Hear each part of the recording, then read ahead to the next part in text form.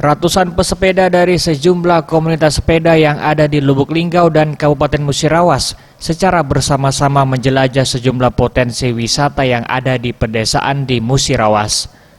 Salah satunya mengunjungi wisata Edu Park di Desa Sri Mulyo, Kecamatan Suku Tengah Lakitan, Ulu Trawas, Kabupaten Musirawas.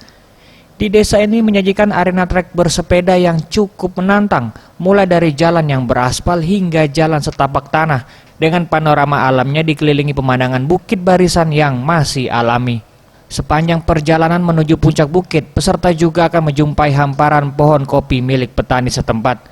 Tidak hanya itu, objek wisata di desa ini juga telah menyediakan sejumlah fasilitas tempat bersantai sambil menikmati kuliner hingga mendirikan tenda untuk berkemah. Perjalanan itu sungguh sangat menyenangkan karena kita bangga bisa mengeksplor Musirawas menjadi lebih jauh lagi dan menjadi lebih baik lagi.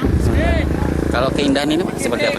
Kalau Sri Mulyo Edu Park ini tempatnya oke sih kalau untuk wisata, apalagi untuk kemah kayak gini kan lebih mantap.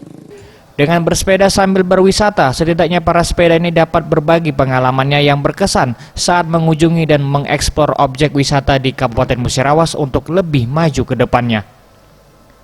Tim Liputan Sriwijaya TV.